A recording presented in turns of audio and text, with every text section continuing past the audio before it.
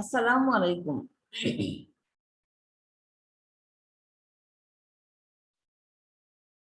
আদরের শিক্ষার্থীরা, কেমন আছো আপু তোমরা? আশা করি ভালো আছো। ঢাকা কলেজ কর্তৃক আয়োজিত অনলাইন ক্লাসে তোমাদেরকে স্বাগত জানাচ্ছি। আমি Helena Begum, professor, department of geography and environment, Dhaka college, Dhaka. আজকে আমি তোমাদের সাথে যে টপিকটা নিয়ে আলোচনা করতে চাচ্ছি সেটা হচ্ছে international law of the sea, যেটা বাংলা করলে হচ্ছে আন্তর্জাতিক সাগর আইন, যেটা তোমাদের ঢাকা বিশ্ববিদ্যালয়ের সিলেবাসের থার্ড ইয়ারের কোর্স কোড GETH 3001, আর তার কোর্স টাইটেল হচ্ছে ওশেনোগ্রাফি।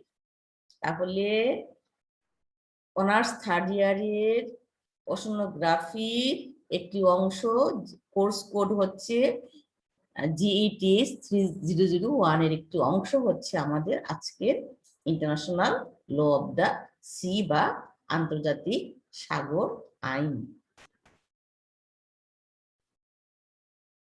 এই বিষয়ে আমরা গত ক্লাসেও পড়েছি, আজকে আমরা তার পরবর্তী অংশ থেকে পড়াশোনা করব। কেমন? আচ্ছা, তাহলে এই যে সাগর তোমরা দেখতে পাচ্ছ, হ্যাঁ, এটা কি আইন দ্বারা কিভাবে মানুষ তাকে ব্যবহার করবে সেটাই নিয়ে যে আলোচনা হচ্ছে আমাদের আজকের ক্লাস।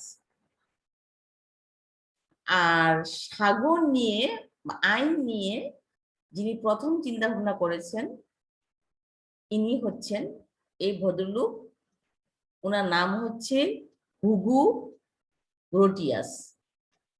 ওনাকে বলা হয়, কি বলা হয়? ওনাকে বলা হয় father of international law, responsible for the concept of freedom of the C.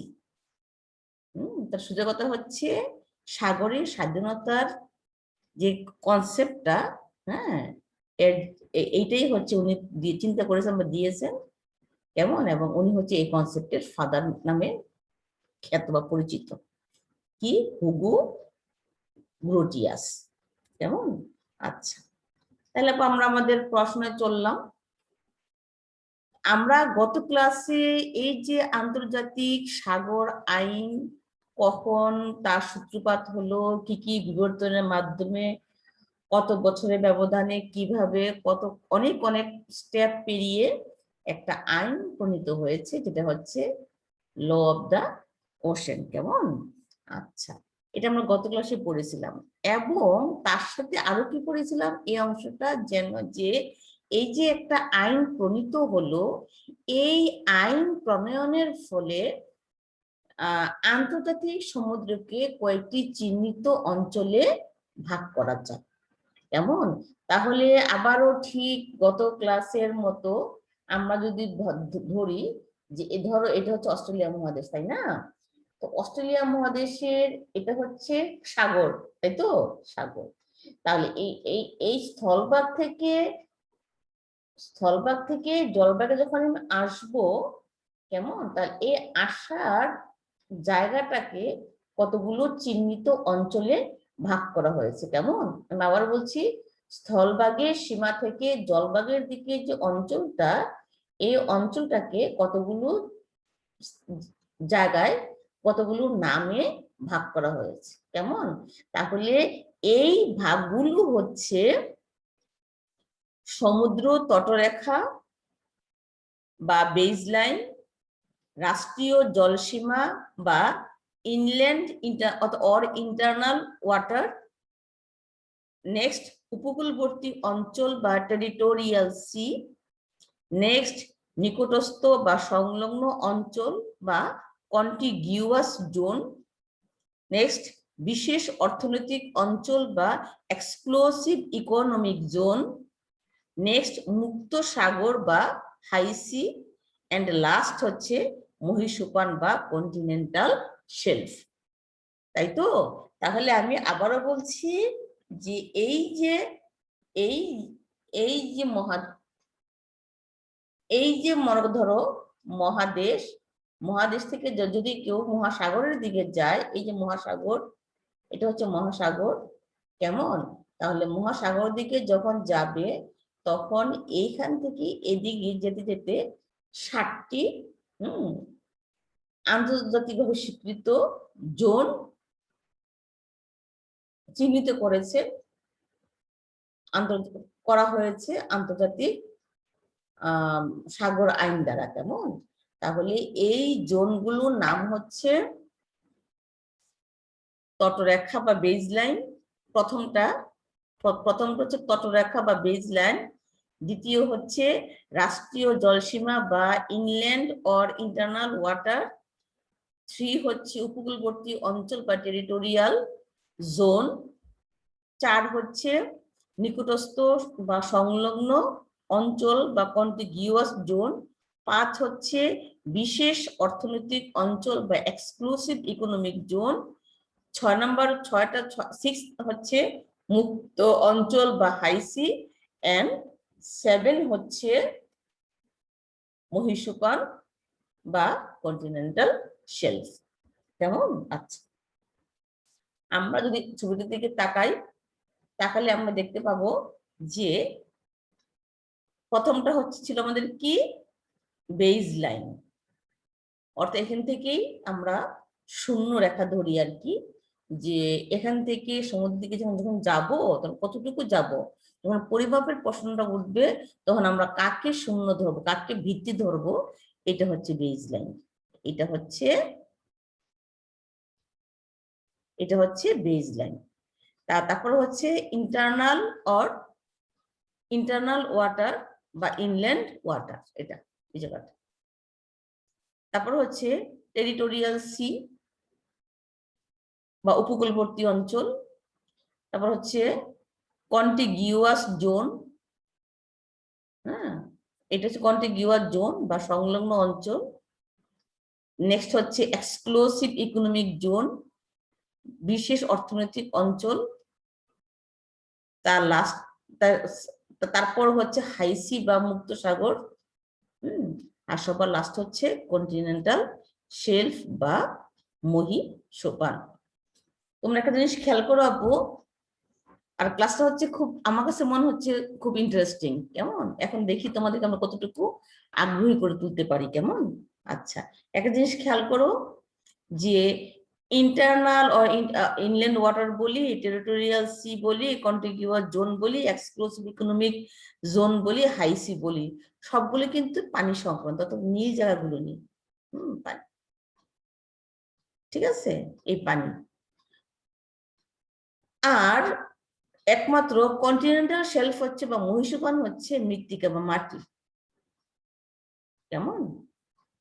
আচ্ছা, আজকে আমরা এই ক্লাসে কন্টিনেন্টাল শেলফ বাদে বাকি 6টা আইটেম নিয়ে পড়াশোনা করব।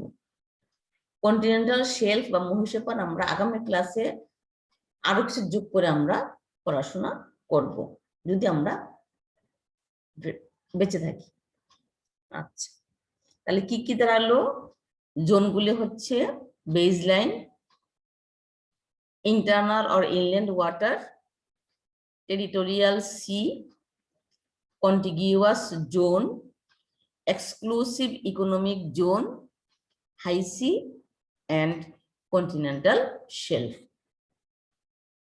শুরু করা যাক। প্রথমটা তট রেখা বা বেজ লাইন। আমি যদি বলি যে এই ধরো স্থলপাত, তাই না? এটা কি অস্ট্রেলিয়া মহাদেশ না? হ্যাঁ, দেখতে পাচ্ছ আপু? আমি যদি বলি যে আমি এই স্থলভাগ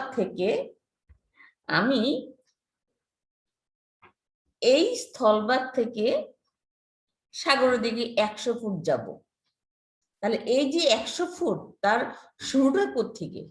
এই শুরুটাই হচ্ছে বেজ লাইন বা ভিত্তি রেখা। তাহলে এই ভিত্তি রেখাটা কোত্থেকে শুরু হবে তার একটা নিয়ম আছে, আন্তর্জাতিক সমুদ্র আইনে। কেমন? তাহলে নিয়মটা কি দেখো। তাহলে তোমরা দেখতে পাচ্ছ লেখা আছে, উপকূলীয় যে রেখা হতে সমুদ্রের দিকে একটি রাষ্ট্রের সমুদ্র অঞ্চলের প্রশস্ততা মাপা হয়। খেয়াল করবে আপু, এখানে কিন্তু বারবার যে আমরা বলি যে টেরিটোরিয়াল সি বলো, কন্টিগিউয়াস জোন বলো, এক্সক্লুসিভ ইকোনমিক জোন বলো, এটা কিন্তু এখান থেকে এইটুকু কতটুকু প্রশস্ত, নট গভীরতা। খেয়াল রাখবে, অর্থাৎ এটা হচ্ছে কতটুকু প্রশস্ত অঞ্চল এটা। তাই বলা হয় যে বেজলাইন থেকে সে কতটুকু প্রশস্ত। হ্যাঁ, এটা কিন্তু গভীরতা না। কেমন? আচ্ছা, এটা বলা হলো যে উপকূলীয় যে রেখা হতে সমুদ্রের দিকে একটি রাষ্ট্রের সমুদ্র অঞ্চলের প্রশস্ততা মাপা হয়, তাই ভিত্তি রেখা বা তটরেখা। অর্থাৎ কি দাঁড়ালো, যে আমি মহাদেশ থেকে বা স্থলভাগ থেকে যখন আমি জলভাগের দিকে যাব, কোত্থেকে আমি দূরত্বটা মাপবো বা তার জিরো কোনটা, এই জিরোটাই হচ্ছে ভিত্তি রেখা বা তট রেখা। অনেকভাবে ভিত্তি রেখা বা তটরেখা চিহ্নিত করা হয়, অনেকভাবে। এটা কিন্তু ইন্টারন্যাশনালি স্বীকৃত। কয়ভাবে দেখো, প্রথমটা কি, ভাটার সর্বশেষ বিন্দু হলো ভিত্তি রেখা বা তটরেখা। প্রথমটা হচ্ছে ভাটার সর্বশেষ বিন্দু। আমরা জানি যে স্থলভাগে কি হচ্ছে, প্রতি 24 ঘন্টায় কয়বার জোয়ার ভাটা? 2 বার জোয়ার এবং 2 বার ভাটা সংগঠিত হয়। তাহলে জোয়ারে কি হচ্ছে, জোয়ারের সময় কি হচ্ছে, যে পানির, এই ধরো এই যে জোয়ারের সময় এই যে পানির স্তরটা বা পানির লেয়ারটা জোয়ারের সময় স্থলভাগের দিকে যায়, কিন্তু ভাটার সময় সে জলভাগের দিকে সরে যায়, তাই তো? কেমন? তাহলে জোয়ারের সময় পানি মহাদেশের দিকে প্রবেশ করে, আর ভাটার সময় পানি মহাদেশ থেকে মানে পিছের দিকে অর্থাৎ সাগরের দিকে সরে যায়। কেমন? আচ্ছা, তাহলে জোয়ারের সময় যেটা উঠবে অতটুকু আমাদের চিন্তার বিষয় না, ভাটার সময় যে সীমারেখায় গিয়ে সে থেমে যায় এটাকেই ধরা হয় ভিত্তি রেখা। যেমন এটা হচ্ছে একটা পদ্ধতি। কি বলছে, যে ভাটার সর্বশেষ বিন্দু হলো ভিত্তি রেখা বা তটরেখা। এই রেখা থেকেই সমুদ্রের সীমা পরিমাপ করা হয়, চিত্র বলা আছে এটা, একে আবার নরমাল বেজলাইনও বলা হয়। তাহলে ভাটার সময় পানির লেয়ারটা বা পানির সীমাটা যেটা থাকে সেটাই হচ্ছে তটরেখা। তোমরা, আমি ছবিগুলি দিয়েছি, ছবিগুলি খেয়াল করো। এই যে হচ্ছে, এটা হচ্ছে উপকূল। কেমন? এটা হচ্ছে উপকূল। তাহলে এই দেখো ক্লিয়ার, এটা হচ্ছে যে কোস্ট লাইন। কেমন? তাহলে এটা হচ্ছে উপকূল, আর এটা হচ্ছে যে ধরো এখানে হচ্ছে জোয়ারের পানি এই পর্যন্ত আসে, আর ভাটায় পানির লেয়ারটা এই পর্যন্ত নেমে যায়। তাহলে এই যে রেখাটা এইটাই হচ্ছে বেজ লাইন। কেমন? এটা হচ্ছে বেজ লাইন। তাহলে দেখো আপু, এখানেও দেখানো হয়েছে একটা এটা হচ্ছে ল্যান্ড। কেমন? তাহলে এটা হচ্ছে তার স্বাভাবিক, হ্যাঁ, সীমা, কিন্তু ভাটার সময় সেটা সে অতটুকুন চল যায়। ঠিক আছে? তাহলে এই যে কাল্পনিক রেখাটা, এই যে কাল্পনিক, এটা কিন্তু অ্যাকচুয়াল ল্যান্ডের সীমা। কেমন? তাহলে ভাটায় সেতটুকু নেমে যায়। ঠিক আছে? তাহলে এই যে সীমাটা, এইটা হচ্ছে বেজ লাইন। খেয়াল রাখবে, এটা হচ্ছে বেজ লাইন। এবং তাকে স্বাভাবিক বা নরমাল বেসলাইনও বলা হয়। তোমরা কি দেখতে পাচ্ছ? আচ্ছা, আশা করি দেখতে পাচ্ছ। কেমন? আচ্ছা, আবার তোমরা এই ছবিটা খেয়াল করো। এটা হচ্ছে জোয়ারের একই জিনিস, সবগুলো ধারণা কিন্তু এখানে একই। এটা হচ্ছে জোয়ারের সময় পানি, এটা হচ্ছে ল্যান্ড, এটা হচ্ছে ল্যান্ড, এটা হচ্ছে ওশেন। কেমন? আচ্ছা, ওশেন। তাহলে জোয়ারের সময় এই ল্যান্ডে পানিটা উঠে এই পর্যন্ত, আর ভাটা এটা অতটুকু নেমে যায়, তাই না? এটা হচ্ছে ভাটার সীমা, আর এটা হচ্ছে জোয়ারের সীমা। হ্যাঁ, তাহলে বেসলাইন হবে এই জায়গা, এটা হবে এই যে বেসলাইন। এখান থেকে কি হচ্ছে? জিরো। অর্থাৎ এখান থেকে কি হচ্ছে যে সাগরের দিকে কতটুকু দূরত্ব, এর এখান থেকে এই বেসলাইনকে শূন্য ধরে পরিমাপ করা হয়। খুব ইন্টারেস্টিং না? ভাইবার জিজ্ঞেস করবে বেসলাইন কিভাবে ধরা হয় বা কিভাবে বেসলাইনটাকে চিহ্নিত করা হয়। তাহলে আমাদের কন্ডিশন, প্রথম সিস্টেমটা হচ্ছে যে ভাটায় পানির যে স্তরটা, যে স্তর সীমা, এই সীমাটাকে ধরা হয় বেসলাইন। কেমন? এখন দেখি ছবিটা খেয়াল করো।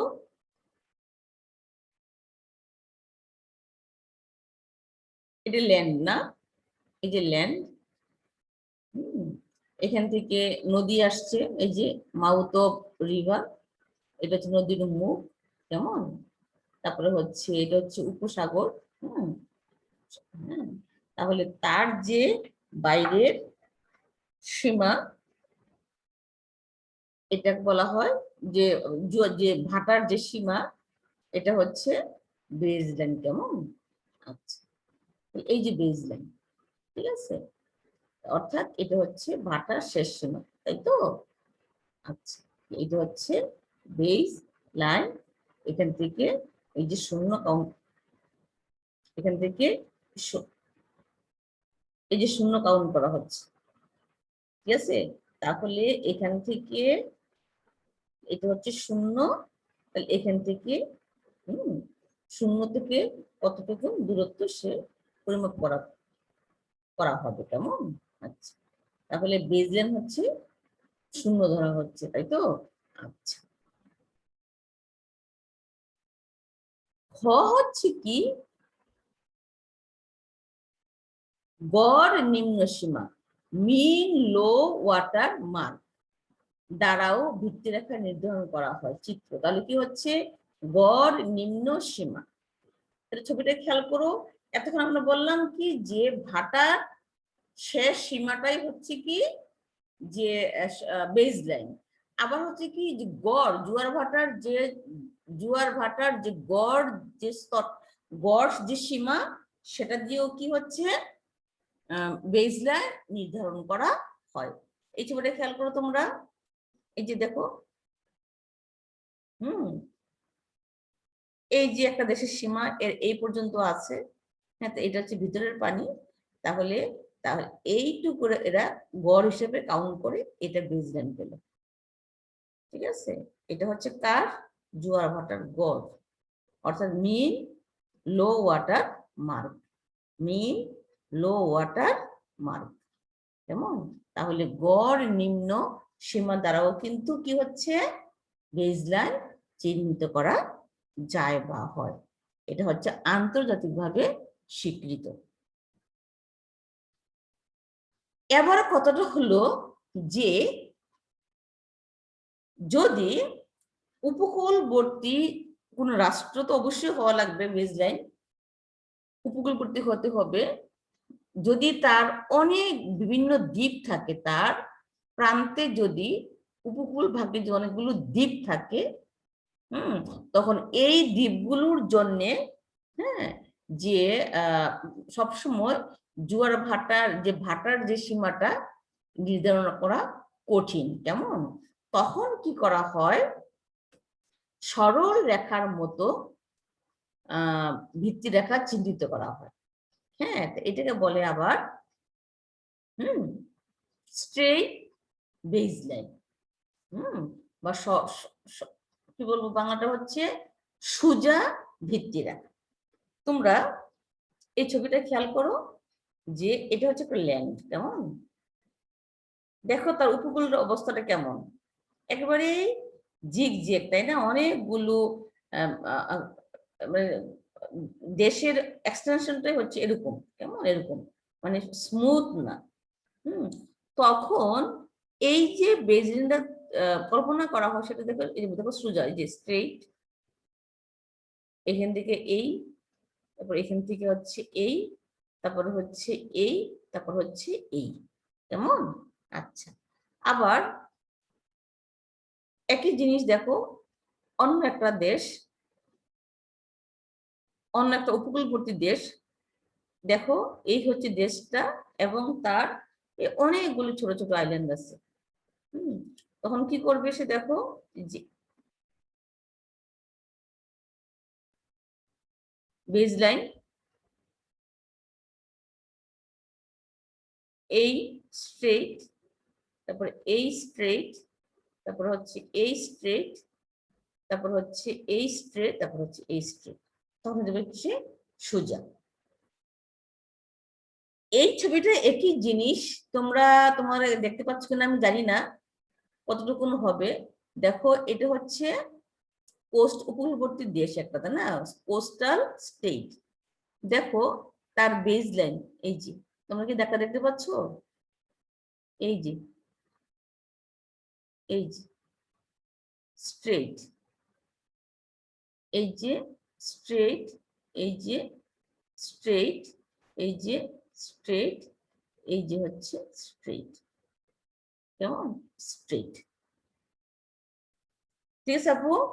তাহলে যদি আমরা এই ছবিতে একটু তাকাই, দেখো এই যে বেজ লাইন, এখানে দেখানো হয়েছে ভাটাটা দিয়ে, না? এটা হচ্ছে নর্মাল, সেখানে স্ট্রেট না। ঠিক আছে, এটা দেখো আঁকা বাঁকা, ঠিক আছে। আর এখানে দেখানো হয়েছে স্ট্রেট, সরাসরি। তাহলে এই এতটুকুন জায়গা হচ্ছে স্ট্রেট বেজ লাইন, আর এতটুকুন জায়গা হচ্ছে নর্মাল বেজ লাইন, কেমন? তাহলে বেজ লাইন মূলত দুই প্রকার, একটা হচ্ছে স্বাভাবিক স্ট্রেট লাইন, আর একটা হচ্ছে বা নর্মাল স্ট্রেট লাইন, আর একটা হচ্ছে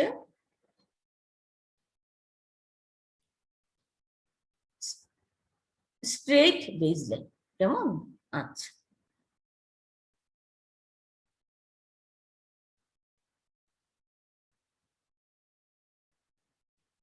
তাহলে গেল বেজলাইন গেল। তাহলে বেজলাইন থেকে কি হচ্ছে, বেজলাইনকে শূন্য ধরে সাগরের দিকে দৈর্ঘ্য পরিমাপ করা হয়।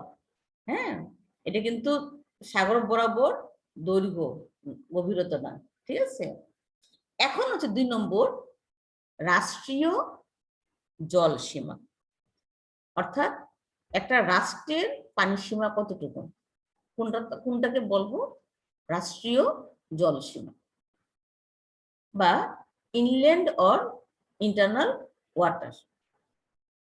দেখো সমুদ্রের ভিত্তিরেখা হতে স্থলভাগ পর্যন্ত জলরাশি উপকূলবর্তী রাষ্ট্রের রাষ্ট্রীয় বা ইন্টারনাল ওয়াটার।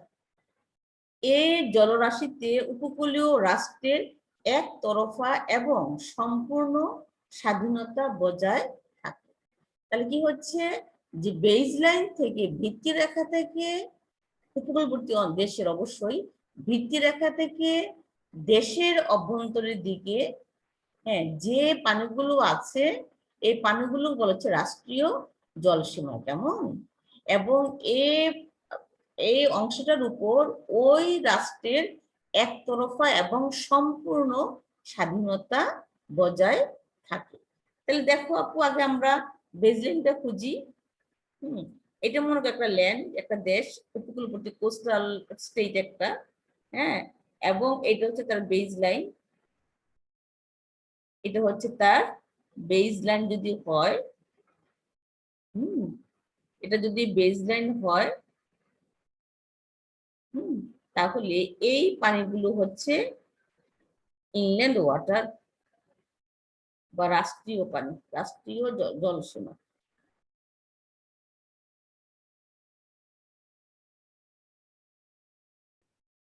এইগুলো, এটা এটা এই ছবিতে খেয়াল করো, এটা এগুলো।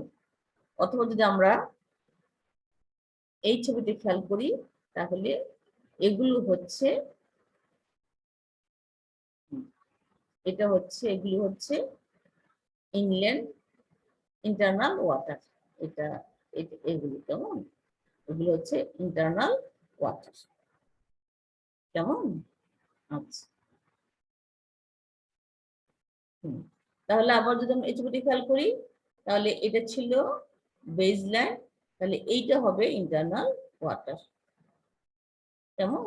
আবার এই আগের ছবিটাই, এটা হচ্ছে বেসলাইন, এটা হচ্ছে ইন্টারনাল ওয়াটার।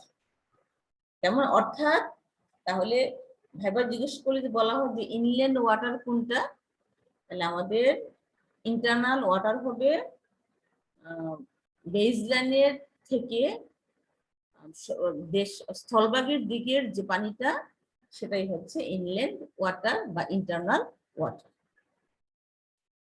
নেক্সট, উপকূলবর্তী অঞ্চল বা টেরিটোরিয়াল সি।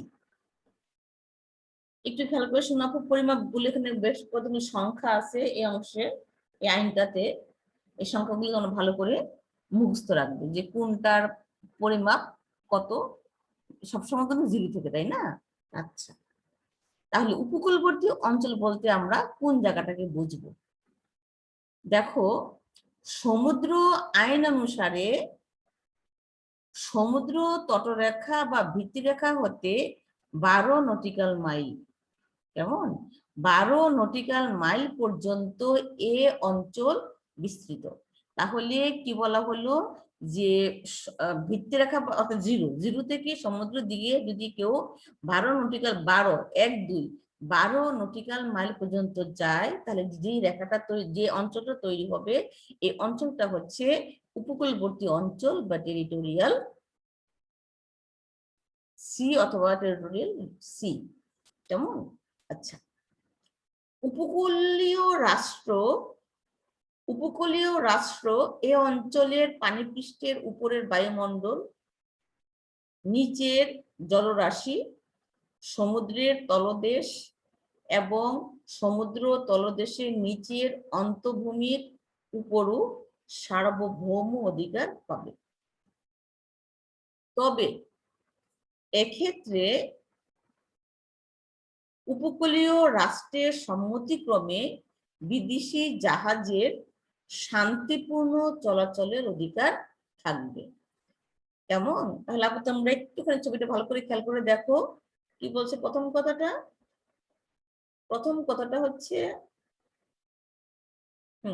বেজ লাইন, এটা কি ভাটার শেষ সীমা, তাই তো? এটা হচ্ছে বেজ লাইন। তাহলে তার ল্যান্ডের দিকে যে পানিটা সেটা বলো আমরা জানলাম যে ইন্টারনাল ওয়াটার। কেমন? আচ্ছা, ইন্টারনাল ওয়াটার।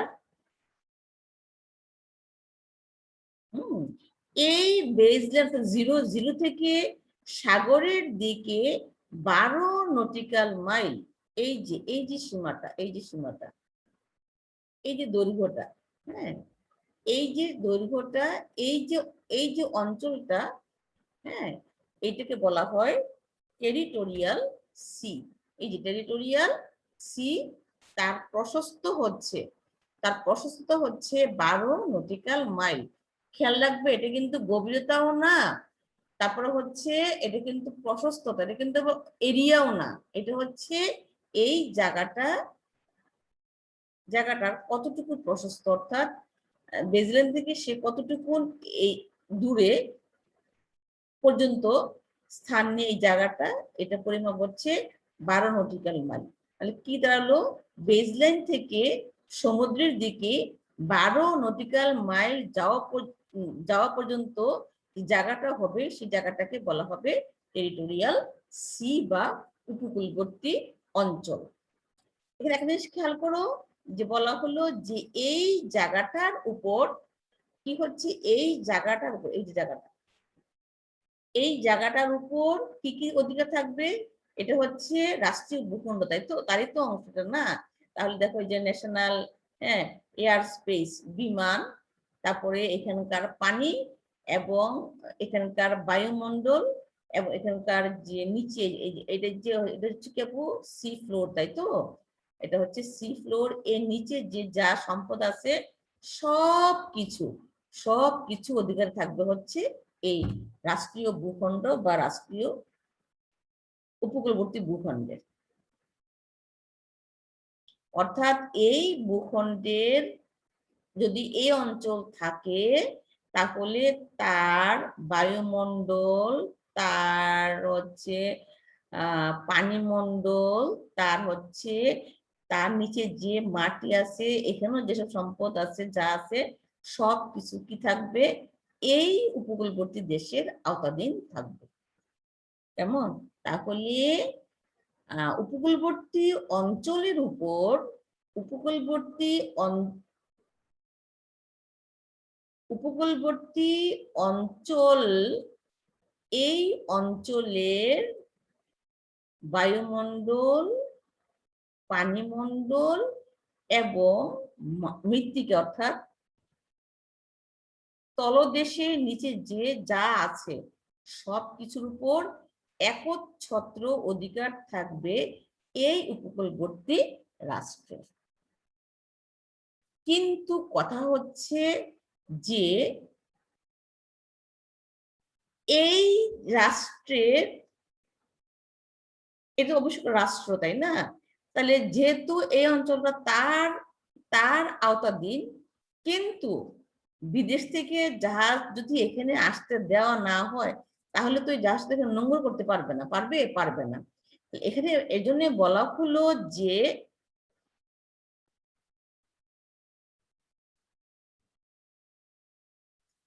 উপকূলীয় রাষ্ট্রের সম্মতিক্রমে বিদেশি জাহাজের শান্তিপূর্ণ চলাচলের অধিকার থাকবে। কোন ধরনের ডিস্টার্ব করতে পারবে না বিদেশি জাহাজ, অর্থাৎ বিদেশি জাহাজকে উপকূলীয় রাষ্ট্রের আইন নিয়ম নীতি অর্থাৎ তার যে আন্তর্জাতিক সমুদ্র আইনে উপকূলীয় রাষ্ট্রের যে অধিকারগুলো আছে এই অধিকারগুলো সবগুলো মেনে নিয়ে বাইরের দেশের কোনো জাহাজ এখানে আসতে পারবে। কেমন? শান্তিপূর্ণভাবে, হ্যাঁ, কোনো ধরনের অনিয়ম করতে পারবে না। অর্থাৎ উপকূলবর্তী রাষ্ট্র যে আন্তর্জাতিক সাগর আইনে যে শর্তগুলো প্রয়োগ করে এই শর্তগুলো প্রয়োগ মেনে, হ্যাঁ, অন্য দেশের জাহাজ এখানে আসতে পারবে। কেমন? ঠিক আছে আপু? তাহলে কি দাঁড়ালো যে উপকূলবর্তী রাষ্ট্রের ভিত্তি রেখা হতে সাগরের দিকে 12 নটিক্যাল মাইল পর্যন্ত গেলে যে এলাকাটা তৈরি হয় এই এলাকাটাকে বলা হয় টেরিটোরিয়াল সি বা উপকূলবর্তী অঞ্চল।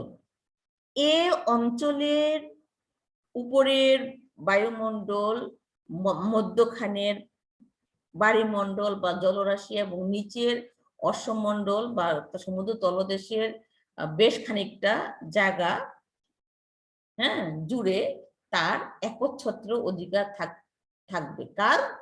ওই উপকূলবর্তী রাষ্ট্রের। কেমন?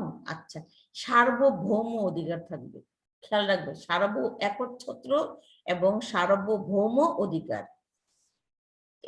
একটা কথা যোগ করা আছে, যদি কোনো বিদেশি জাহাজ কিন্তু অন্য কথা বলা হয় না, বিদেশি জাহাজ এখানে ঢুকতে চায় বা প্রবেশ করতে চায় তাহলে আন্তর্জাতিক সমুদ্র আইন অনুযায়ী উপকূলবর্তী রাষ্ট্র তাকে যে শর্তগুলো প্রয়োগ দিয়ে দেওয়া হবে বা মানতে বলা হবে সেগুলো সব মেনে তাকে ওই উপকূলবর্তী দেশে নোঙর করতে হবে, বন্দরে নোঙর করতে হবে শান্তিপূর্ণভাবে। কোনো ধরনের বিশৃঙ্খলা করা যাবে না। তাহলে এক কথা হলো যে ভিত্তিরেখা থেকে 12 নটিক্যাল মাইল পর্যন্ত যে জায়গাটা তৈরি হয় সেটাই হচ্ছে টেরিটোরিয়াল সি, এবং এই টেরিটোরিয়াল সি এর টপ টু বটম, হ্যাঁ, পর্যন্ত অধিকার থাকবে হচ্ছে ওই উপকূলবর্তী রাষ্ট্রের।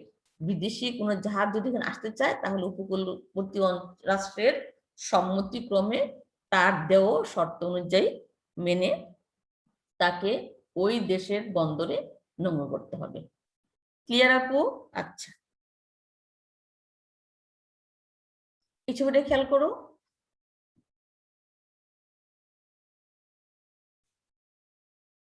আমরা পড়েছিলাম এই ইন্টারনাল ওয়াটার, তাহলে এটা হচ্ছে কি বেজ লাইন, তাই তো? এই জায়গাটা হচ্ছে বেজ লাইন। তাহলে এটা কি আপু এই জায়গাটা কি মনে হয় নর্মাল বেজ লাইন না? দেখো বাঁকা টাকা বাঁকা আছে, হ্যাঁ এই যে নর্মাল, কিন্তু দেখো এটা হচ্ছে স্ট্রেইট। কেমন? এই যে দেখো এটা অনেকটা স্ট্রেইট, তারপরে এই কেমন। তারপর দেখো এই যে, তাহলে এটা আমাদের 0, এইটুকু হচ্ছে 12 নটিক্যাল মাইল, এটা হচ্ছে 12 নটিক্যাল মাইল এইটুকু। তাহলে এই 12 নটিক্যাল মাইল ধরে, হ্যাঁ সবটা তো 12 নটিক্যাল মাইল, তাই না? প্রশস্ত 12 নটিক্যাল মাইল। তাহলে এই যে বেলটা বা অঞ্চলটা তৈরি হলো, এটাকে বলা হয় টেরিটোরিয়াল ওয়াটার বা টেরিটোরিয়াল সি। কেমন? কেমন? এটা টেরিটোরিয়াল সি। এই ছবিটা খেয়াল করে, এটা হচ্ছে ইনল্যান্ড ওয়াটার। কেমন? এটা টেরিটোরিয়াল সি। সে দেখো তাকে বলছে তুমি সাবধানে আসবে, তাকে সতর্ক করে দিচ্ছি তুমি সাবধানে আসবে। কেমন? তাহলে এই জায়গাটার এখান থেকে শুরু করে এই পর্যন্ত সবটা জায়গাতে সে সার্বভৌম, কোন দেশ? এই দেশ, তাই তো? সার্বভৌম অধিকার প্রয়োগ করতে পারবে। তার বাতাস, তার পানি, দেখো যে যত সম্পদ আছে পানি, যত যত ধরনের খনিজ পদার্থ আছে সবগুলোর উপর তার একচ্ছত্র অধিকার থাকবে। এটা কত? এটা হচ্ছে 12 নটিক্যাল মাইল। ক্লিয়ার? তাহলে উপকূল থেকে সমুদ্রের দিকে 12 নটিক্যাল মাইল পর্যন্ত যে অঞ্চলটা, এটা অঞ্চলটা হচ্ছে টেরিটোরিয়াল সি। কেমন?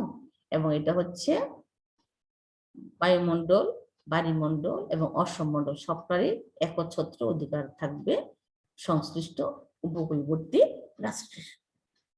খুব মজা না আপু? ভাবে কিন্তু জিজ্ঞেস করবে। আচ্ছা, নেক্সট তারপরেরটা কি বলছে? নিকটস্থ বা সংলগ্ন অঞ্চল, যেটা ইংলিশ হচ্ছে কন্টিগিউয়াস জোন। তাহলে কি হলো যে টেরিটোরিয়াল সি এর পরের যে রিজিয়নটা সেটাকে বলা হবে কন্টিগিউয়াস জোন। সরি আপু, হ্যাঁ। তাহলে উপকূলীয় রাষ্ট্রের উপকূলবর্তী অঞ্চল হতে 12 নটিক্যাল মাইল পর্যন্ত অঞ্চলটি হলো নিকটস্থ বা সংলগ্ন অঞ্চল, যেটাকে আমরা বলি কন্টিগিউয়াস জোন। তো সোজা কথা যে এখান থেকে প্রথম ছিল 12 নটিক্যাল মাইল ছিল, প্রথম 12 নটিক্যাল মাইল ছিল হচ্ছে টেরিটোরিয়াল জোন, আর এখান থেকে আবার 12 হচ্ছে কন্টিগিউয়াস জোন। কেমন? তাহলে কন্টিগিউয়াস জোনের শেষ সীমা কত? উপকূল থেকে 12 24 নটিক্যাল মাইল পর্যন্ত তার শেষ, অর্থাৎ 0 থেকে 12 হচ্ছে টেরিটোরিয়াল জোন, 12 থেকে 24 হচ্ছে কন্টিগিউয়াস জোন। তাহলে কি হলো, একটি রাষ্ট্রের টেরিটোরিয়াল সি হতে 12 নটিক্যাল মাইল সাগর দিকে গেলে যে অঞ্চলটা হবে, এই অঞ্চলটার নামই হচ্ছে কন্টিগিউয়াস জোন। কেমন? এখন তোমরা ছবিটিতে খেয়াল করো,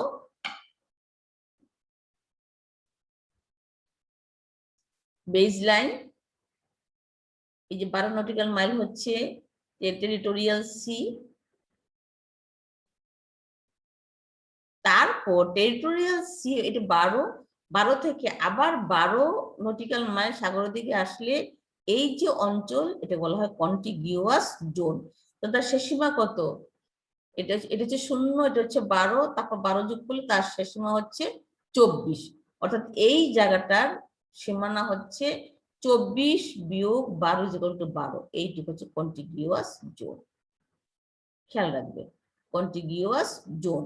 তাহলে যদি বলা হয় যে বেসলাইন থেকে কন্টিগিউয়াস জোনের শেষ সীমা কত, তাহলে বেসলাইন হতে কন্টিগিউয়াস জোনের শেষ সীমা হচ্ছে 24 নটিক্যাল মাইল।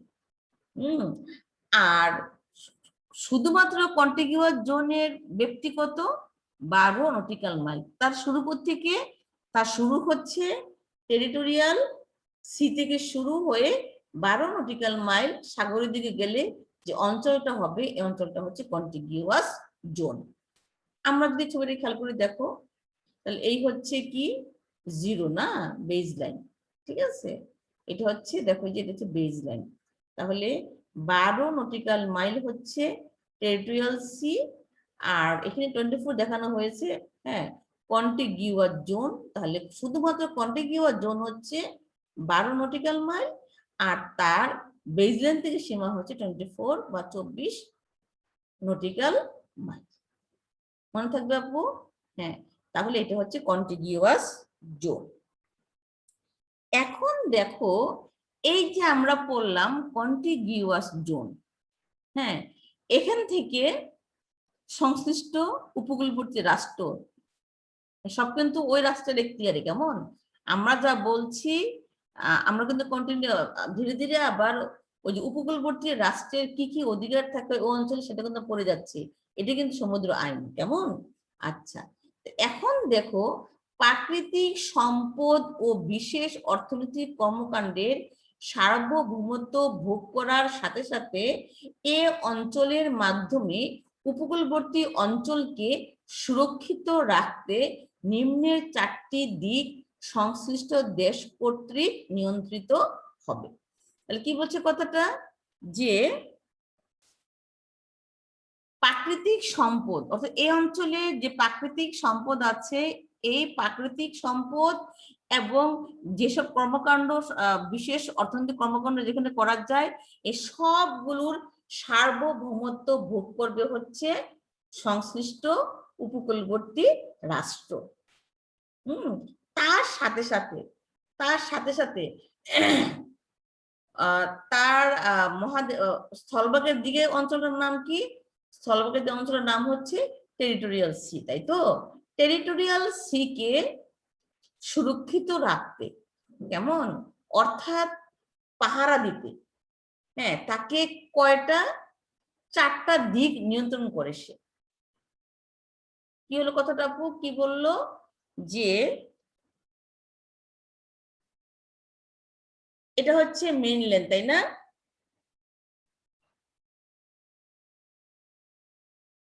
এটা হচ্ছে ইন্টারনাল ওয়াটার, এটা হচ্ছে টেরিটোরিয়াল সি, তাই তো? আর এইটা হচ্ছে কন্টিগিউয়াস জোন। কেমন? তাহলে এই ছবিটা দেখো, এটা তো কন্টিগিউয়াস জোন নাকি? এখানে নাই ছবিটা, এই যে এটা হচ্ছে কন্টিগিউয়াস জোন। কেমন? এই কন্টিগিউয়াস জোন এই টেরিটোরিয়াল সি কে সেফ রাখার উদ্দেশ্যে বা সেফ রাখার জন্য কিছু পাহারাদার হিসেবে কাজ করে। কেমন? তাহলে কি কিসে পাহারা দেয়? কি করে সে আপু? এখানে সে শুল্ক বসায়, অর্থাৎ মূল ল্যান্ডে প্রবেশ করতে হলে কি হারে ট্যাক্স দিতে হবে সে এই বিষয় নিয়ে কাজ করে, অর্থনৈতিক বিষয় নিয়ে কাজ করে, অভিবাসন ইমিগ্রেশন নিয়ে কাজ করে, স্বাস্থ্য সংক্রান্ত আইন বা হেলথ ওরিয়েন্টেড ল, এই সব কিছু কে চেক করে হচ্ছে কে?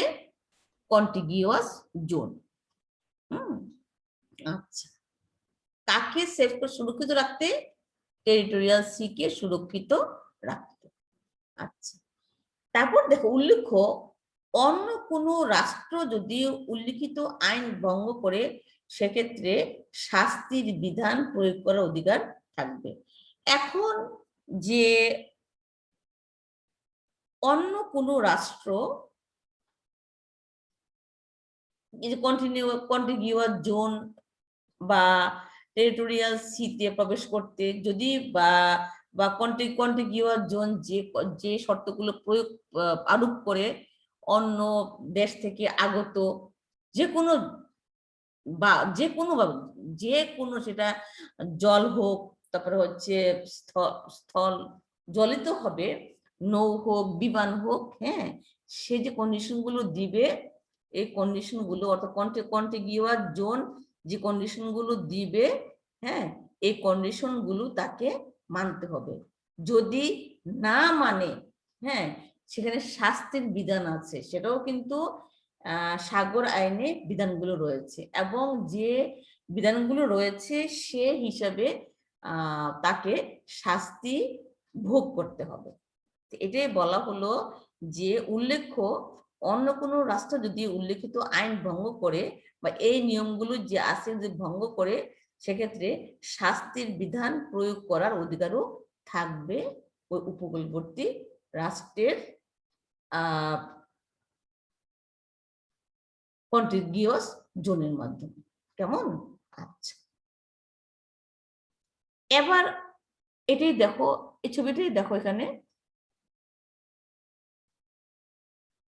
এটা হচ্ছে মেইনল্যান্ড। কেমন?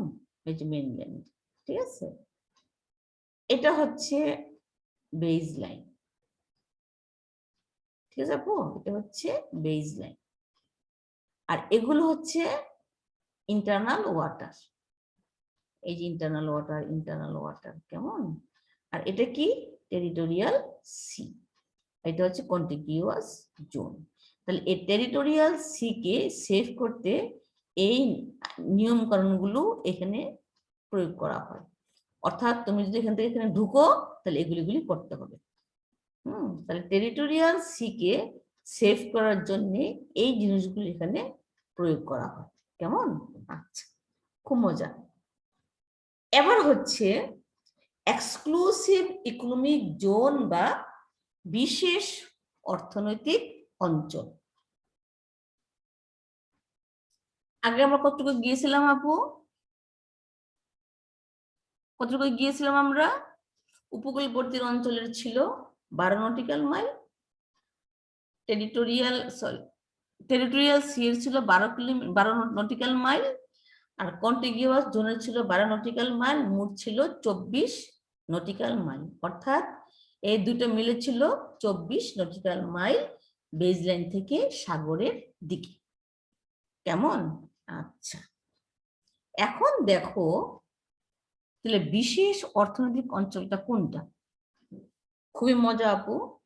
উপকূলীয় রাষ্ট্রসমূহ তটরেখা বা ভিত্তিরেখা থেকে সাগরের দিকে 200 নটিক্যাল মাইল পর্যন্ত অঞ্চলে প্রাকৃতিক সম্পদ ও বিশেষ অর্থনৈতিক কর্মকাণ্ডের সার্বভৌমত্ব ভোগ করবে।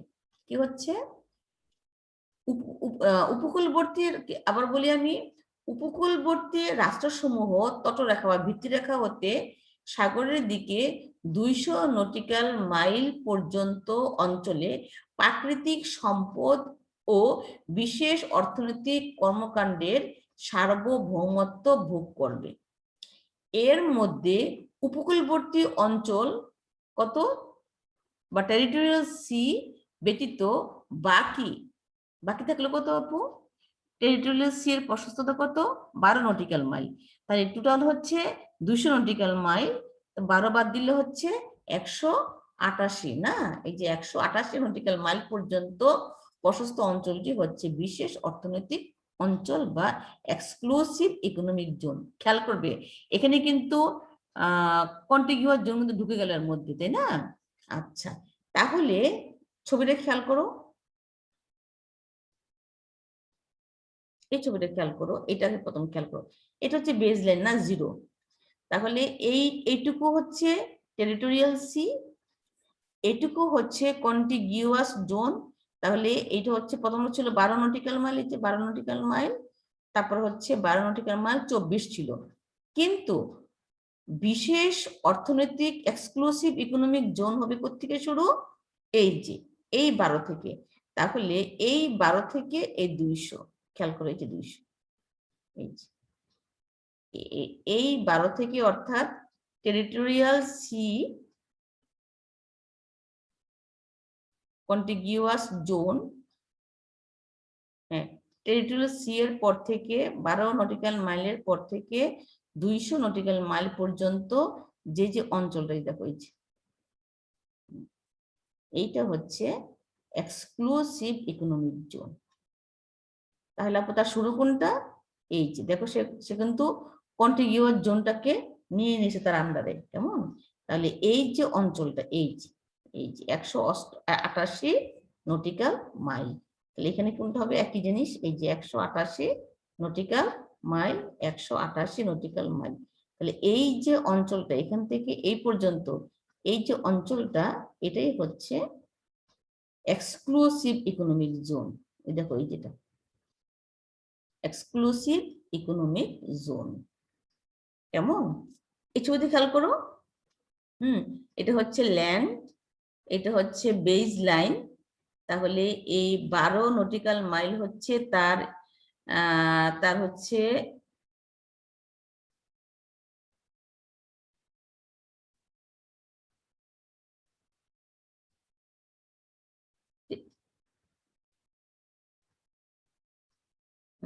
এটা হচ্ছে যে টেরিটোরিয়াল সি, যে 12, এটা হচ্ছে টেরিটোরিয়াল সি, এই পর্যন্ত টেরিটোরিয়াল সি।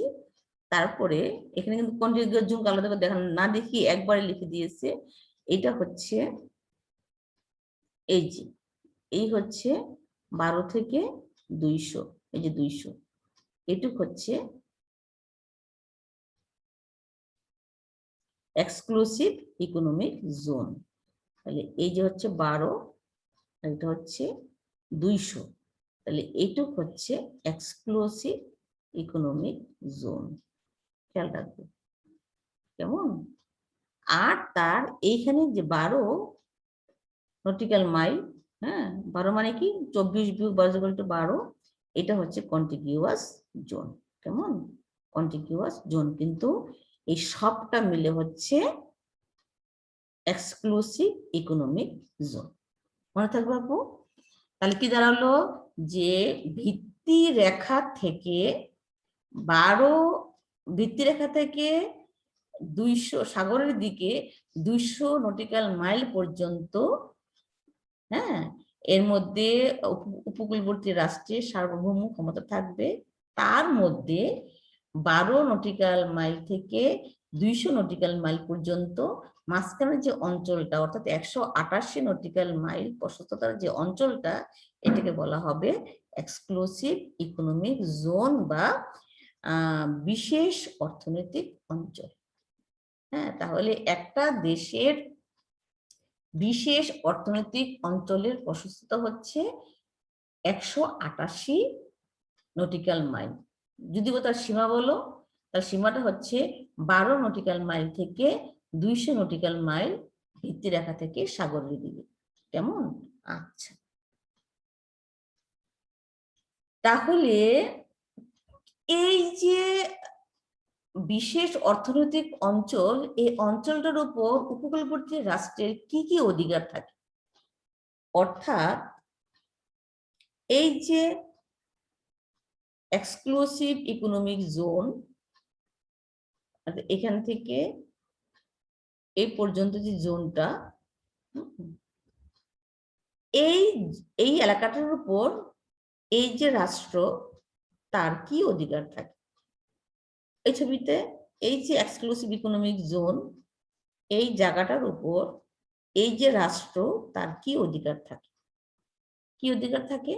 1 নম্বর দেখো, সামুদ্রিক বৈজ্ঞানিক গবেষণা।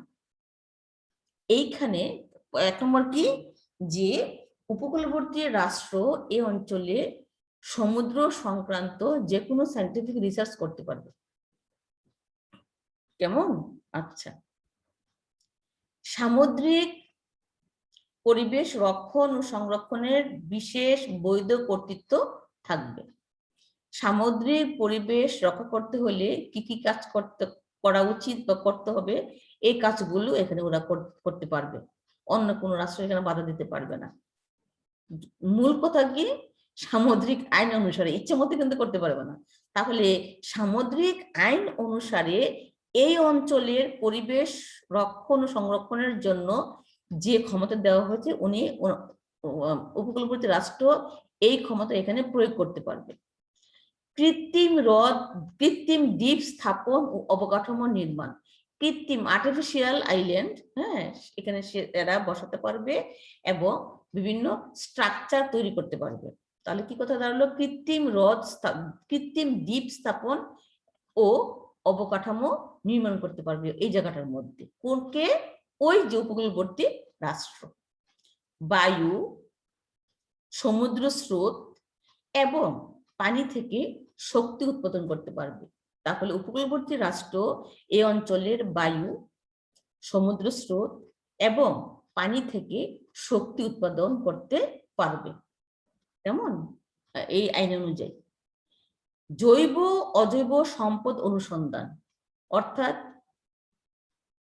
জানো, বুঝতে পারছো, জীব, living and non living resource অনুসন্ধান করতে পারবে,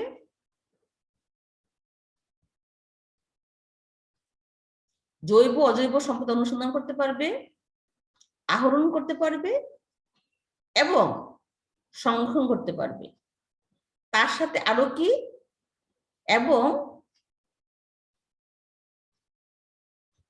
এবং মাছের খামারের উন্নয়ন করতে পারবে, এবং এখানে ওনারা মাছের খামার তৈরি করতে পারবে। কেমন? তাহলে কি হচ্ছে? জৈব, লিভিং, নন লিভিং রিসোর্সের অনুসন্ধান করতে পারবে, অনুসন্ধান, আহরণ এবং সংরক্ষণ করতে পারবে। আর কি করতে পারবে? মাছের খামারের, হ্যাঁ, ফিশিং ফার্মস, মাছের খামারের উন্নয়ন করতে পারবে, ডেভেলপমেন্ট অফ ফিশিং ফার্মস, অর্থাৎ মাছের খামার উন্নয়ন করতে পারবে। এখানে একটা অতিরিক্ত স্বাধীনতা অন্য রাষ্ট্রকে উপকূলবর্তী রাষ্ট্র দিতে হবে। সে স্বাধীনতাটা কি?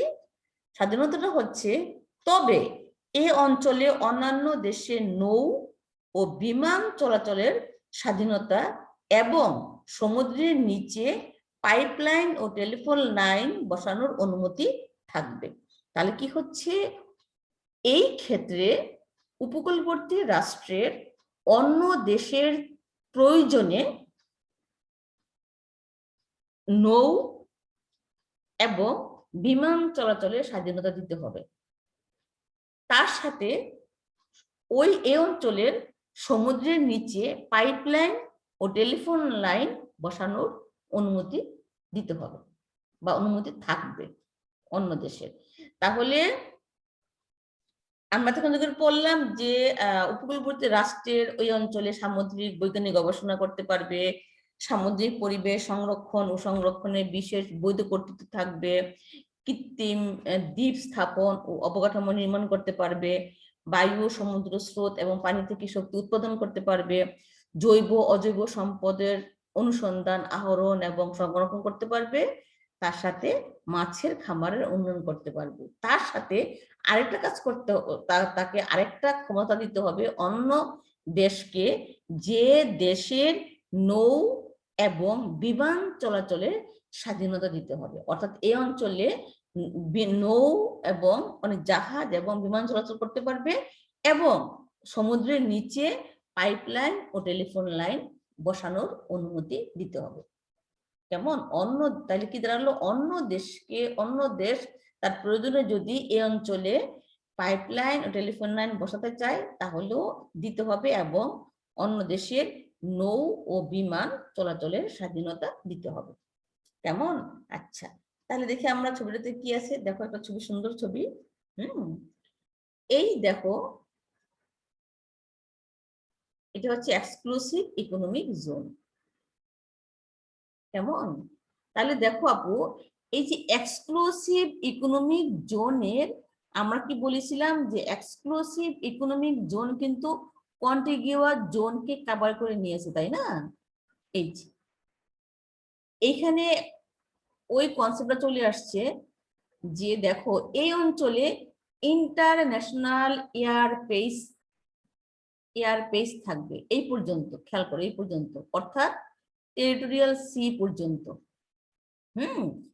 কিন্তু কিন্তু নৌ পরিবহন, হ্যাঁ, এয়ার স্পেস থাকবে কন্টিগিউয়াস জোন পর্যন্ত।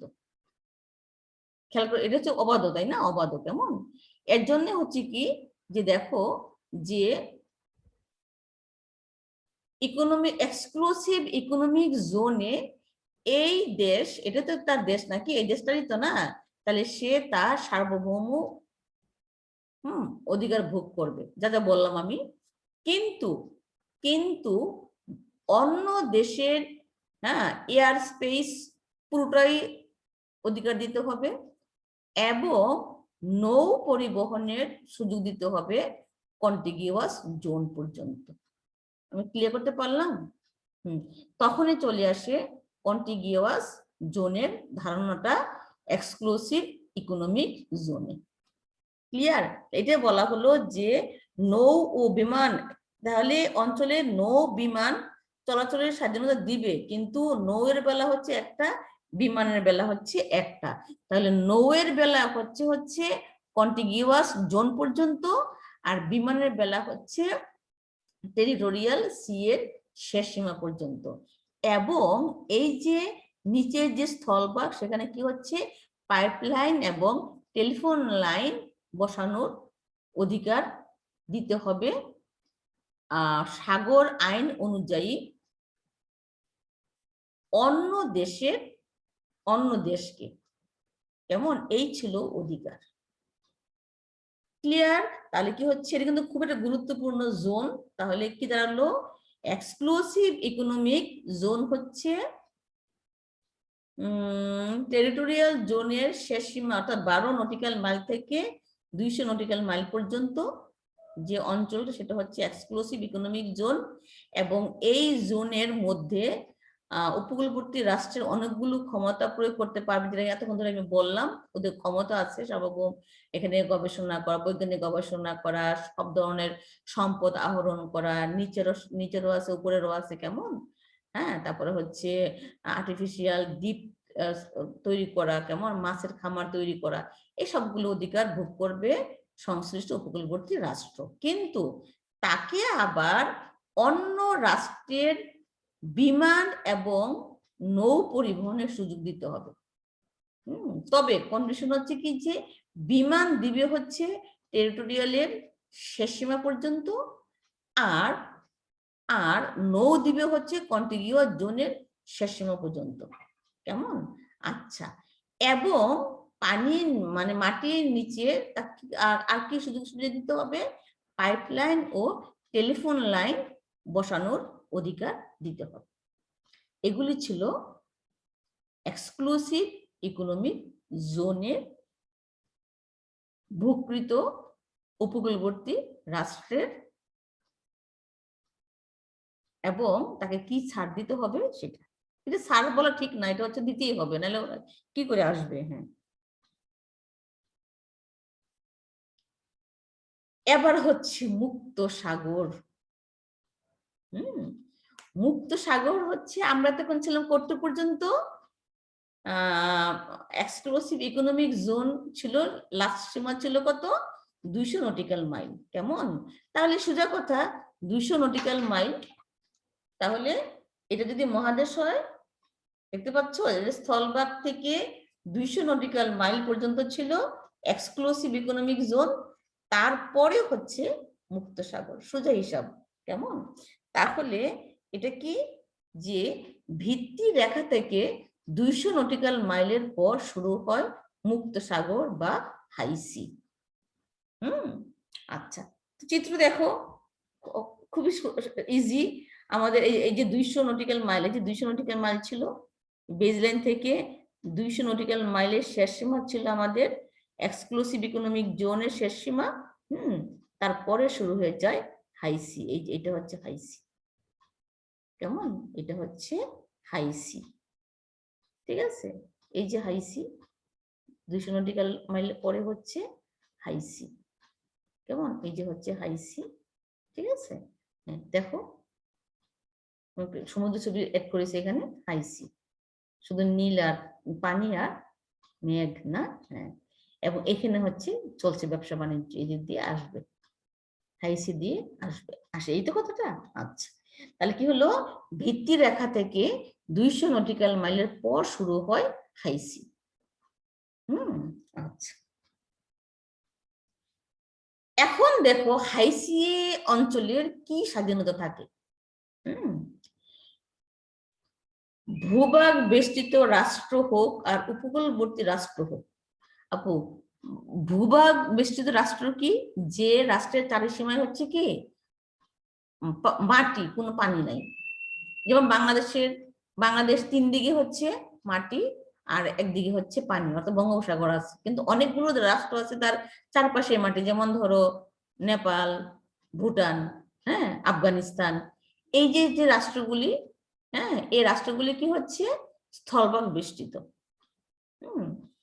আচ্ছা, তাহলে আর উপকূল কি, যার মানে একটা পাশে, মিনিমাম একটা পাশে কি থাকে, সাগর থাকবে, তাই তো, উপকূলবর্তী রাষ্ট্র, তাই না? আচ্ছা, তাহলে ভূভাগ বেষ্টিত রাষ্ট্র হোক আর উপকূলবর্তী রাষ্ট্র হোক, বিশ্বের সকল রাষ্ট্রের পূর্ণ স্বাধীনতা রয়েছে এই অঞ্চল ব্যবহারে, তাই তো। তাহলে কি বলছে কথাটা, যে তুমি দেখতে পাচ্ছ, হ্যাঁ, তাহলে এ যদি একটা দেশ, কেমন, তার থেকে যদি এদিকে 200 নটিক্যাল মাইল যাওয়া যায়, তারপরে, অথবা আমরা যদি এখানে ধরি, এই দেশটা থেকে 200 নটিক্যাল মাইল এদিকে যাওয়ার পরে বাকি সবটাতে হচ্ছে কি সারা বিশ্বের মানুষের অধিকার এখানে থাকবে 200 নটিক্যাল মাইলের পরে, কেমন? আচ্ছা, বিশ্বের মোট পানির 3/2 হচ্ছে এ মুক্ত সাগর। তাহলে সাগরে যে পরিমাণ পানি আছে বিশ্বের, তার টোটাল পানির 3/2 হচ্ছে এই মুক্ত সাগরে। এ অঞ্চল বিভিন্ন ধরনের আন্তর্জাতিক আইন ও সম্মেলন দ্বারা পরিচালিত হয়। তাহলে এই অঞ্চলটা কিভাবে পরিচালিত হয়, বিভিন্ন আন্তর্জাতিক আইন, এবং যখন কোনো সমস্যা হয় তখন সম্মেলন বসে, এবং সম্মেলনে বসে গৃহীত সিদ্ধান্ত হয়, অথবা আগের কোনো আইনকে অ্যানালাইসিস করা হয়, বিশ্লেষণ করা হয়, পরিবর্তন পরিমার্জন করা হয়। যাই হোক, সোজা কথা যে যখন এটাই মূলত পরিচালিত হবে বিভিন্ন ধরনের আন্তর্জাতিক আইন এবং সম্মেলন দ্বারা, international law and international convention, কেমন, কনভেনশন, কেমন? আচ্ছা, ব্যবহারের ক্ষেত্রসমূহ কি কি ব্যবহার করতে পারবে, কিভাবে ব্যবহার করতে পারবে এই অঞ্চলটাকে সারা বিশ্বের মানুষ, কেমন? আচ্ছা, কি করতে পারবে, নৌ চলাচলের স্বাধীনতা, সব ধরনের জাহাজ এখানে চলতে পারবে, কোনো নিয়ম নীতি মানতে হবে না। হ্যাঁ, মানতে হবে, এখানে মানতে হবে কোনটা, এটা হচ্ছে ওই এলাকার জন্য যে আন্তর্জাতিক আইন আছে সেই আইনগুলি মানতে হবে, কিন্তু সবার জন্য স্বাধীন, সবাই এটাকে ব্যবহার করতে পারবে। সংশ্লিষ্ট অঞ্চলের বায়ুমণ্ডলে বিমান চালানোর স্বাধীনতা, ওই অঞ্চলে বিমান চালাতে পারবে। কৃত্রিম দ্বীপ ও আন্তর্জাতিক আইন দ্বারা অনুমোদিত অন্যান্য স্থাপনা নির্মাণের স্বাধীনতা পাবে। তাহলে কি হচ্ছে, কৃত্রিম দ্বীপ ও আন্তর্জাতিক আইন দ্বারা অনুমোদিত অন্যান্য স্থাপনা নির্মাণের স্বাধীনতা থাকবে। মাছ শিকারের স্বাধীনতা, মাছ শিকারের স্বাধীনতা, বৈজ্ঞানিক গবেষণার স্বাধীনতা, আরো আছে আপু, সাবমেরিন কেবল ও পাইপলাইন স্থাপনের স্বাধীনতা, অর্থাৎ বিশ্বের সব দেশ এই কাজগুলো এখানে করতে পারবে। তাহলে কি কি, নৌ চলাচলের স্বাধীনতা, সংশ্লিষ্ট অঞ্চলের বায়ুমণ্ডলে বিমান চলাচলের স্বাধীনতা, বিমান চালানোর স্বাধীনতা, কৃত্রিম দ্বীপ ও আন্তর্জাতিক আইন দ্বারা অনুমোদিত অন্যান্য স্থাপনা নির্মাণের স্বাধীনতা, মাছ শিকারের স্বাধীনতা, বৈজ্ঞানিক গবেষণার স্বাধীনতা, সাবমেরিন কেবল ও পাইপলাইন স্থাপনের স্বাধীনতা থাকবে অন্যান্য রাষ্ট্রের। কিন্তু একটা শর্ত আছে, সকল রাষ্ট্রসমূহের ব্যবস্থাপনা ও সংরক্ষণের জন্য পরস্পরের মধ্যে সহযোগিতা করবে। তবে সকল রাষ্ট্র সমুদ্রের ব্যবস্থাপনা ও সংরক্ষণের জন্য পরস্পরের মধ্যে সহযোগিতা করবে।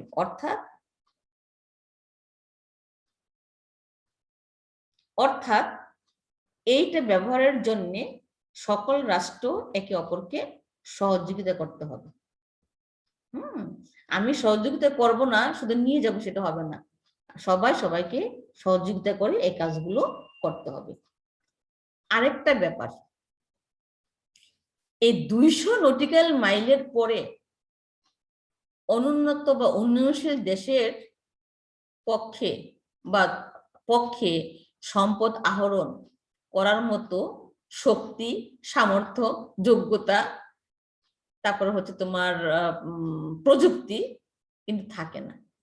এর জন্য বলা হলো, থাকে না বা কম থাকে, তাই তো কথাটা।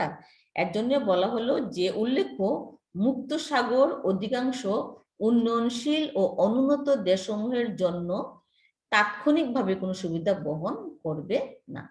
অর্থাৎ আজকে একটা আইন হলো, যে আইনটা বলা হলো তুমি এই কাজটা করতে পারবে উন্মুক্ত সাগরে, মুক্ত সাগরে, কিন্তু একটা অনুন্নত দেশ বা উন্নয়নশীল দেশের জন্য তাৎক্ষণিকভাবে ওই প্রযুক্তিটা ব্যবহার করে ওখান থেকে স্বার্থ আদায় করা তার জন্য যতটা কষ্টকর, তার চেয়ে অনেক সহজ হচ্ছে উন্নত দেশের জন্য।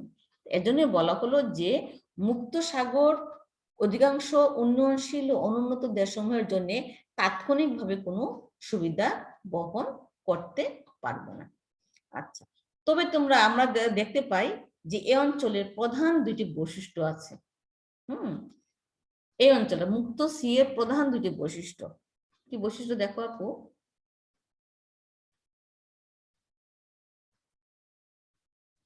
তাহলে এটা হচ্ছে এক্সক্লুসিভ ইকোনমিক জোন, তাই না?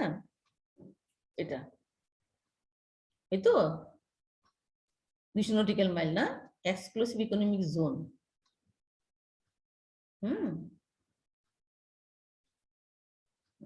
আমরা যখন আগামী ক্লাসে মহীসোপান পড়ব, তখন আমরা দেখব যে এই যে স্থলভাগটা, এর শেষ যে ঢালু অংশটা, এইটুকু হচ্ছে মহীসোপান,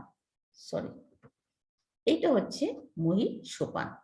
তাহলে খেয়াল করো যে এটা হচ্ছে মহীসোপানের সীমা। হ্যাঁ, তাহলে মহীসোপানের সীমার পরে হচ্ছে, তাহলে এটা কি তলদেশ না? সাগরের তলদেশ, এটাও সাগরের তলদেশ, এইটাও সাগরের তলদেশ, এটা কিন্তু সাগরের তলদেশ, তাই না? তাহলে মহীসোপানের না, এটা হচ্ছে যে এক্সক্লুসিভ ইকোনমিক জোনের পরে হচ্ছে এইটুক সাগরের তলদেশ অথবা মুক্ত সাগরের বা তলদেশ।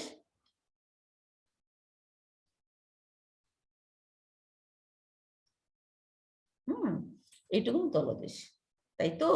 তাহলে মহীসোপানের, এটা হচ্ছে মহীসোপান, মহীসোপান। তাহলে মহীসোপানের শেষ কিন্তু এটা হচ্ছে ঢালোর কিছু অংশ, কেমন? এটা মহীসোপান, এটা মহীঢালের কিছু অংশ। হ্যাঁ, খেয়াল করো এই যে সীমা, তারপরে কিন্তু দেখো স্থলভাগটা অনেক সমান না? হ্যাঁ, তাহলে এই সীমা পর্যন্ত, এই সীমার পরে হচ্ছে, এটা হচ্ছে এর পরে হচ্ছে এই ফ্লোরটা হচ্ছে উন্মুক্ত সবার জন্য, খেয়াল রাখবে। তাহলে দি ocean floor beyond any national jurisdiction, কেমন? এটা হচ্ছে ওশেন ফ্লোরটা ব্যবহারের জন্য উন্মুক্ত সীমা হচ্ছে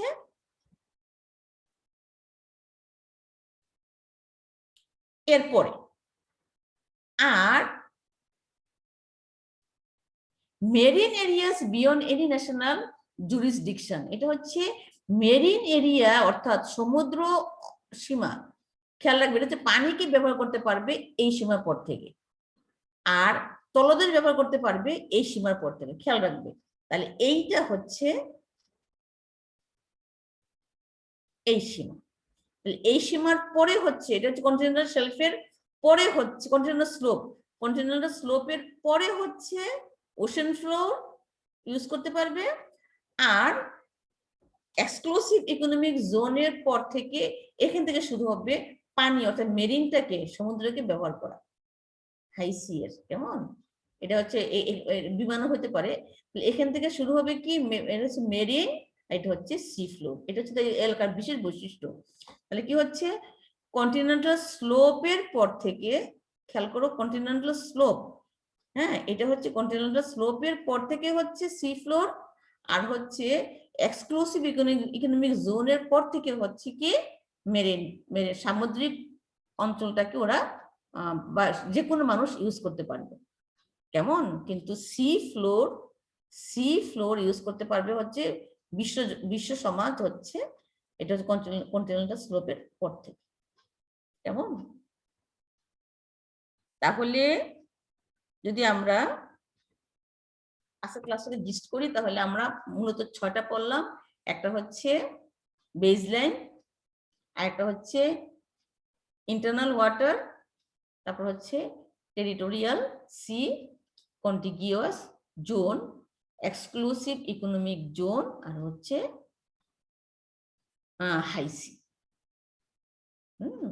তাহলে বেসলাইন হচ্ছে ভাটায় পানির যে নিম্ন সীমা, এই নিম্ন সীমাটাই হচ্ছে একটা শূন্য, এখান থেকে সাগরের দিকেই দূরত্ব পরিমাপ করা হয়।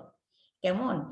আচ্ছা, আর বেসলাইনের থেকে উপকূলবর্তী দেশের দিকে যে পানিগুলো থাকে এটাকে বলা হয় ইনল্যান্ড বা ইন্টারনাল ওয়াটার। তারপর হচ্ছে টেরিটোরিয়াল সি হচ্ছে 0 থেকে 12 নটিক্যাল মাইল পর্যন্ত সাগরের দিকে যে অঞ্চলটা সেটা হচ্ছে টেরিটোরিয়াল সি। এবং এই টেরিটোরিয়াল সি এর মধ্যে বা সি এর উপর উপকূলবর্তী দেশের বায়ুমণ্ডল এবং অশ্বমণ্ডল, অর্থাৎ সবটার মধ্যে পূর্ণ স্বাধীনতা বজায় রাখে। তবে উপকূলবর্তী রাষ্ট্রের অনুমতি ক্রমে বিদেশি জাহাজ সেখানে প্রবেশ করতে পারবে। তারপরে হচ্ছে কন্টিগিউয়াস জোন। কন্টিগিউয়াস জোন হচ্ছে টেরিটোরিয়াল সি এর পর সাগরের দিকে আরো 12 নটিক্যাল মাইল পর্যন্ত যে অঞ্চলটা, এটা বলা হয় কন্টিগিউয়াস জোন। এই জোনটা কি করে, টেরিটোরিয়াল সি কে সেফ রাখার জন্য কতগুলো নিয়ম নীতি এখানে প্রয়োগ করা হয়। অর্থাৎ টেরিটোরিয়াল সি তথা ওই উপকূলবর্তী দেশকে নিরাপদ রাখার জন্য সে কিছু কাজ করে থাকে। কেমন? হ্যাঁ, তারপরে হচ্ছে exclusive economic zone. Exclusive economic zone হচ্ছে সমুদ্রের দিকের 12 নটিক্যাল মাইল থেকে 200 নটিক্যাল মাইল পর্যন্ত, অর্থাৎ 188 নটিক্যাল মাইল প্রশস্তের যে বেল্টটা, যে অঞ্চলটা, এটা বলা হয় এক্সক্লুসিভ ইকোনমিক জোন। এই জোনের এই অঞ্চলে উপকূলবর্তী অঞ্চল অনেক কাজ করে থাকে। যেমন কি কাজ করে এই অঞ্চলে? এরা মাছ আহরণ করে, তারপর যে ফিশিং খামার তৈরি করতে পারবে, কৃত্রিম দ্বীপ তৈরি করতে পারবে, সায়েন্টিফিক গবেষণা করতে পারবে, সব ধরনের জলজ লিভিং নন লিভিং রিসোর্স ওরা উত্তোলন করতে পারবে। কেমন? সেটা মাটির হোক অথবা পানির হোক। কিন্তু কথাটা হচ্ছে অন্য দেশের জাহাজ এবং বিমান চলাচলের সুযোগ দিতে হবে। তাহলে কতদূর পর্যন্ত বিমান চলবে? বিমান চলবে হচ্ছে টেরিটোরিয়াল জোনের শেষ পর্যন্ত, কিন্তু জাহাজ আসতে পারবে কন্টিগিউয়াস জোনের শেষ পর্যন্ত। কেমন? আচ্ছা, তার হচ্ছে হাই সি হচ্ছে 200 নটিক্যাল মাইলের পর থেকে বাকি সবটা সবার জন্য উন্মুক্ত, এবং আন্তর্জাতিক সমুদ্র আইন অনুযায়ী যে কাজ সবাই এখানে তার অধিকারটা ভোগ করতে পারবে। এখানে এই অঞ্চলের দুটি স্পেশাল বৈশিষ্ট্য হচ্ছে, একটা হচ্ছে যে মহিডালের পরের অংশ থেকে সাগরের দিকে হচ্ছে ওরা সি ফ্লোরটাকে ব্যবহার করতে পারবে। আর এই অঞ্চলের এক্সক্লুসিভ ইকোনমিক জোন থেকে সাগর সবটাতে ওরা বিশ্বের অন্যান্য জনগণ মেরিন সম্পদটাকে ইউজ করতে পারবে। তো আপু, এই ছিল আজকের ক্লাস। তোমরা ক্লাসটা ভালো করে পড়বে, বারবার দেখবে। আগামী ক্লাসে তোমাদের সাথে এই অংশেরই বাকি অংশটা, এই লোয়ের বাকি অংশটা, এবং তার সাথে আমরা একটা নিয়ম পড়বো যে স্থল বেষ্টিত দেশগুলোর নিয়মটা কি, এই নিয়ম সহ ইনশাল্লাহ দেখা হবে। সবাইকে ধন্যবাদ। ওই পর্যন্ত সবাই ভালো থাকো, এই আশা ব্যক্ত রেখে শেষ করলাম। আল্লাহ হাফিজ। আসসালামু আলাইকুম।